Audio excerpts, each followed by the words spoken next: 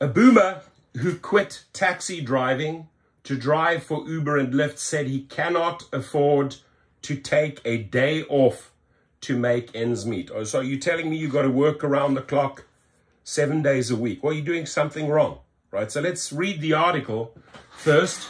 And I mean, there's many reasons you're basically in your car day and night, right? There's definitely several things that you are doing wrong or can change. You cannot really go more than 5 days on this, but okay.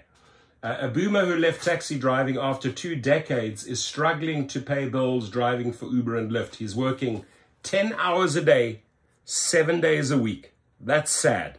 No life. 70 hours a week. No life.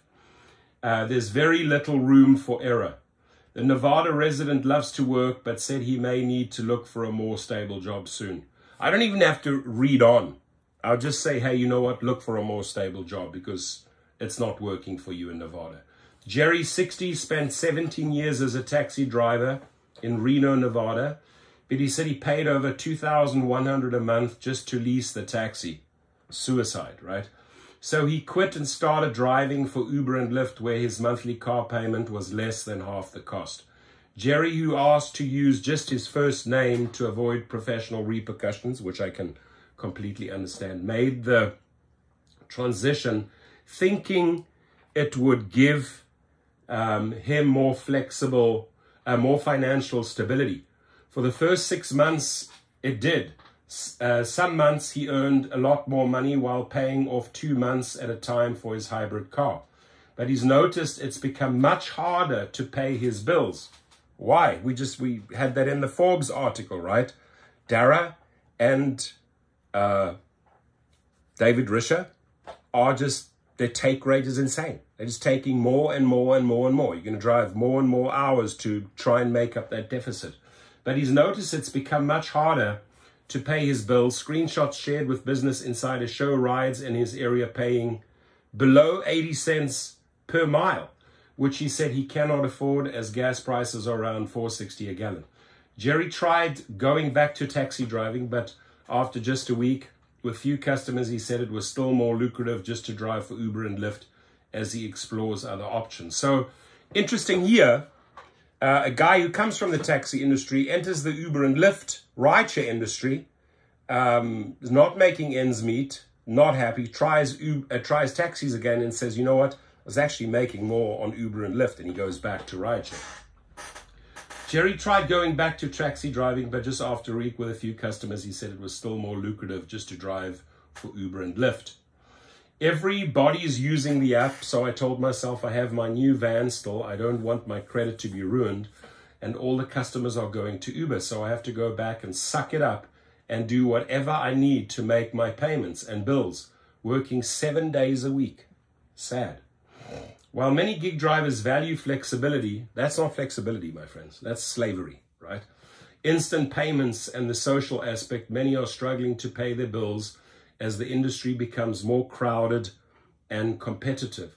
The gig economy is expected to grow to 70 million workers by 2027.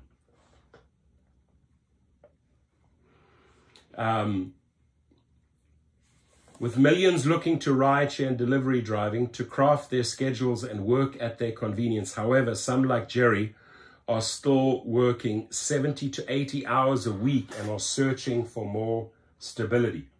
Taxi driving became unstable, but rideshare driving isn't the solution. Until 2019, Jerry said taxi driving was relatively stable. After years in the Navy, he moved to Reno, working odd jobs in warehouses before taking up work as a taxi driver in 2005. He made enough to pay bills and live comfortably, though he worked 11 to 12 hours a day. He made around $600 a week a few years, which he said was manageable given his rent and other expenses were relatively low. $600 a week is nothing, right? Earn more than that a day as a private driver, minimum as a private driver a day. Check it out, Gig Rocket. By 2019, his company shut down. A few months later, the next company he worked for shut down. And by the time he found a third taxi job, he was barely making ends meet.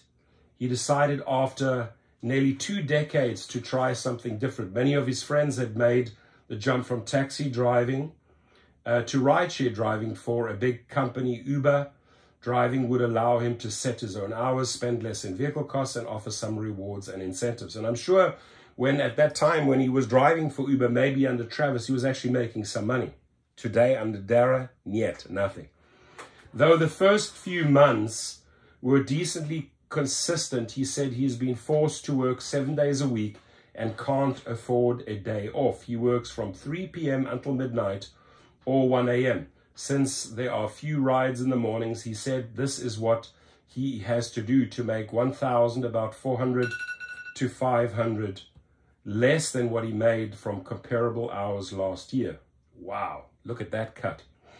I'll talk to customers and they think that we're getting most of the money that they pay, but we don't know what they pay, and the customer doesn't know what we're getting. That's when you have to educate them. For a week, he shut off Uber and Lyft and tried driving for a new taxi company. He spent hundreds of dollars getting his licenses and paperwork, thinking it would still pay more than what he received from Uber. The taxi company charged $570 to lease a taxi, he said, with a $25 weekly deposit. He said he was only getting 4 or 5 trips per day for a 10-hour period. He lost money for the week.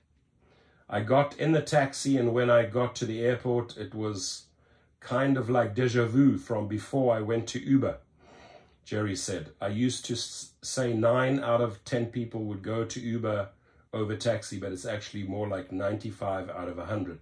So I came back to Uber, and it's a real grind, trying to make it work. He said he sees larger cars sitting in the Uber and Lyft lot in Reno waiting for passengers who want to travel to tourist destinations, including Tahoe, Truckee, and Incline Village.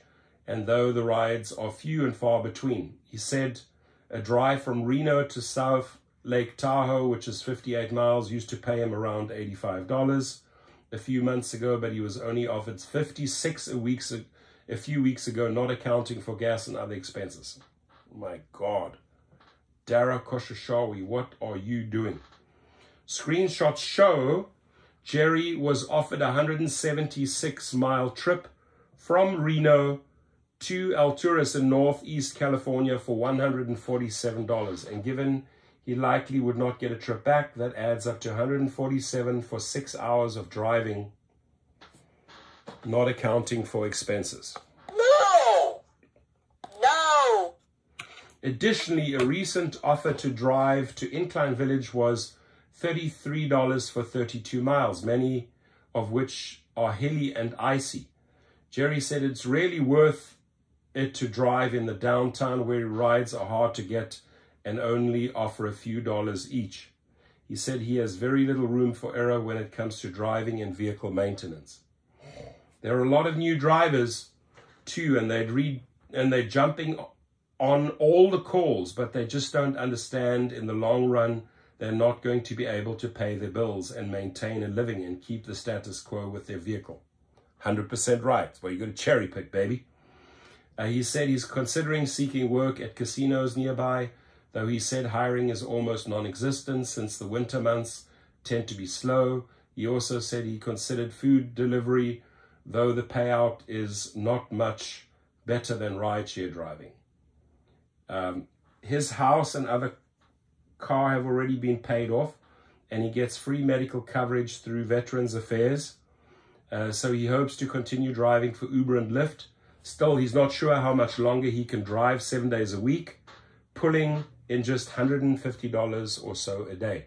What keeps him going is the scenery near his area, as well as the opportunity to meet all sorts of new people through driving.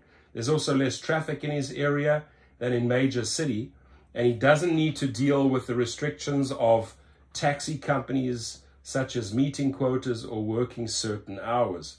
He's been able to increase tips by always keeping his car clean, helping people with suitcases, and talking with passengers about their days. He also tends to avoid the airport outside of peak hours and tries to do quick but consistent rides downtown. I want to keep things going because I love driving, and I've been a driver for so many years. He said I could get a regular job doing something else and retire in a year and a half, but I don't really want to. So are you like Jerry? Be honest. Are you like Jerry?